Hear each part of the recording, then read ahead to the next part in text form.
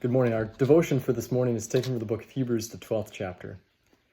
Therefore, since we are surrounded by so great a cloud of witnesses, let us also lay aside every weight and sin which clings so closely, and let us run with endurance the race that's set before us, looking to Jesus, the founder and perfecter of our faith, who for the joy that was set before him endured the cross, despising the shame, and is seated at the right hand of the throne of God.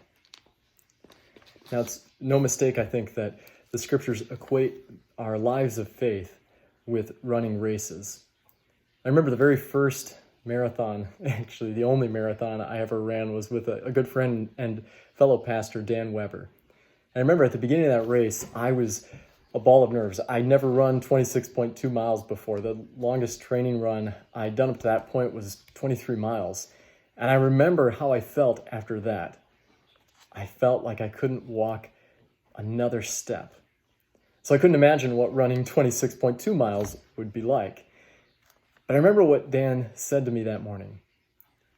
He said, consider this race, your run today, as your victory lap. I thought, well, that's kind of an odd way to think of it.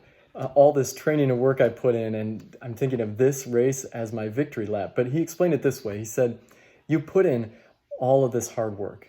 You've had your early morning training runs and your later at night training runs. You've run through rain and snow. You've run through good weather and bad weather.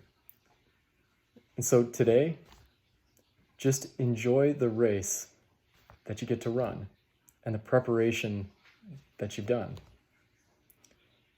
So I think that's a good way to consider our races of faith that we have in this life as well. Now, it's easy for us to get stressed out about our lives of faith, about the things that we should be doing that we aren't doing, about the things that we are doing that we know we shouldn't be doing, and we worry about, are we doing enough in this race of faith? But instead of thinking about all that, I think we should really consider that our races of faith, we should consider them in the same way that Dan considered that marathon.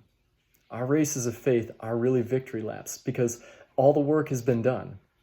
It's been put in not by ourselves, not by our parents or our grandparents, but by Jesus himself.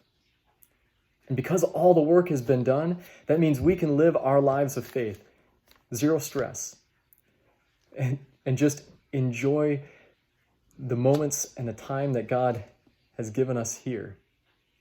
That's why the writer of Hebrews tells us in these moments when, whether things are going well or not, we look around us at this great cloud of witnesses who have gone before us that he mentions in Hebrews chapter 11. And more than that, we can look to Jesus, who is the author and the perfecter of our faith, and we take our cues from him, because it was for the joy set before Jesus that he endured the cross, despising the shame, and is now seated at the right hand of the throne of God. I hope you enjoy your victory lap today in your race of faith.